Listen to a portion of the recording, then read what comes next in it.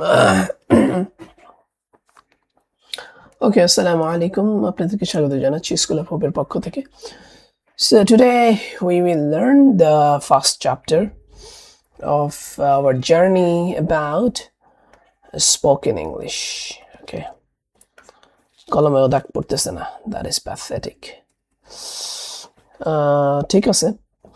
আমাদের প্রথম যে চ্যাপ্টারটা সেটা হচ্ছে teaching your tongue to speak English, which means কিভাবে আমরা আমাদের জিহ্বাকে মূলত আমরা যে ইংলিশে কথা বলতে চাই সেটাকে প্র্যাকটিস করাবো। ওকে, সো চ্যাপ্টার সামারি হচ্ছে speech is control in your mind by feedback from your hearing and mouth position as much as it is from your memory. So what does it say? এটা কি বলে?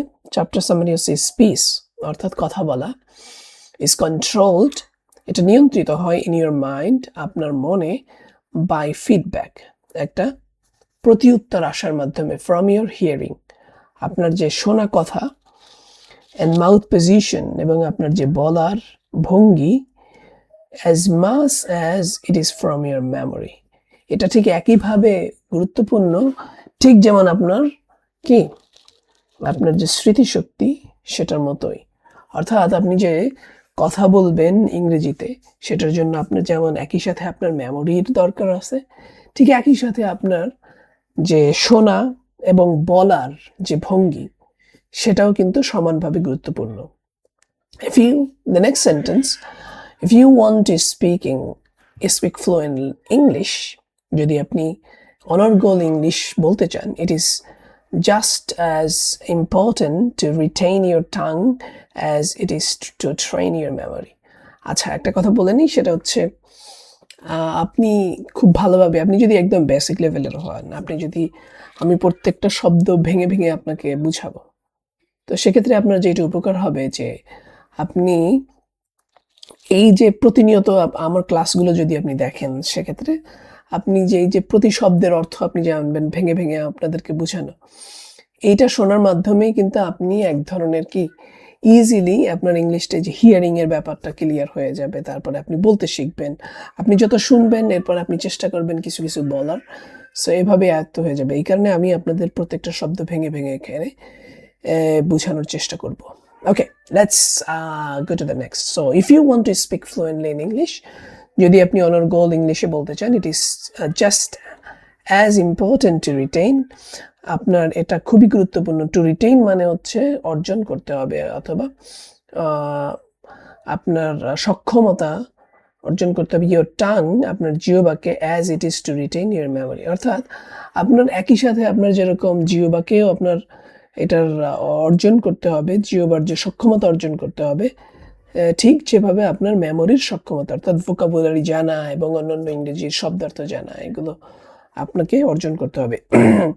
Two be effective, okay, to be effective, খুবই কার্যকর হওয়ার জন্য, however, তথাপিও, you must retain your mind, আপনার যে একটা মানসিক অবস্থা আছে, অর্থাৎ আপনার যে মন আছে, সেটাকে আপনার কি রিটেইন করতে হবে, অর্থাৎ অর্জন করতে হবে বা কন্ট্রোল করতে হবে, whatever it can mean different things, অর্থাৎ বিভিন্ন অর্থ বোঝায়। সো টাং, আপনার জিহ্বাকেও ঠিক একইভাবে আপনার সেই সক্ষমতা অর্জন করতে হবে। অ্যান্ড হিয়ারিং, এবং আপনার যে শোনার ক্ষমতা is exactly the same time, একই সময়ে, ঠিক আছে, because they must work together when you speak English. কারণ এই যে তিনটা, অর্থাৎ আপনার যে মন, জিহ্বা এবং শোনার ক্ষমতা, এই তিনটাকে আপনি একসাথ করেই হচ্ছে ইংলিশ বলতে পারবেন, অথবা এর ছাড়া এর বাইরে ইংলিশ বলা খুব আসলে আপনার জন্য ডিফিকাল্ট হবে। সমস্যা নাই, আপনি জাস্ট লিসেন, অ্যান্ড আমি মনে করি ইট নট গোনা বি, এটার কোনো আসলে ব্যাপারই না। ইংলিশে কথা বলা আসলে কোনো ঘটনাই না, এটা খুবই ইজি, বাট আপনাকে একটু সময় দিতে হবে, দ্যাটস ইট।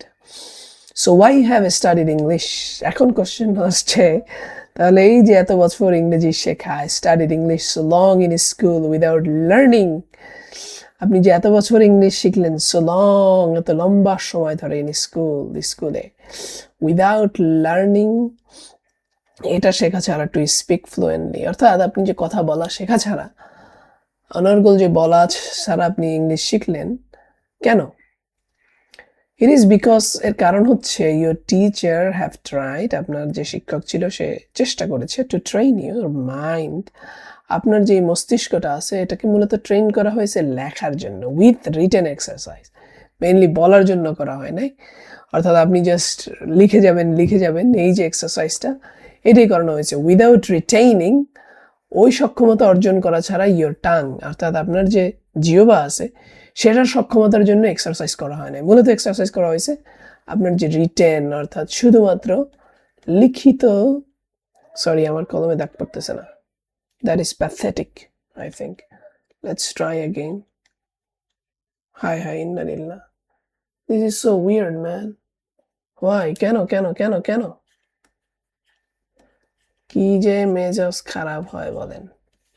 যাই হোক, লিখিত আর কি, অ্যাট দ্য সেম টাইম, একই সময়ে, অর্থাৎ একই সময় আপনার যে একটা লেখার যে ব্যাপার থাকে সেটাকেই আপনাকে শেখানো হয়েছে, কিন্তু লেখার সাথে সাথে যে আপনাকে বলতে হবে, তাহলে সেই ব্যাপারটা কিন্তু আমাদের স্কুল কলেজে ছিল না বলে, না তো why 12 years 13 years probably 14 15 16 years you are learning from the class 1 literally the English, and then still you are stuck. Okay, like my pen sometimes is stuck, it cannot even help me out, it's so disgusting. Okay, forget about my pen. So this is the summary that I want to tell you. So, and the next thing, let's see what next.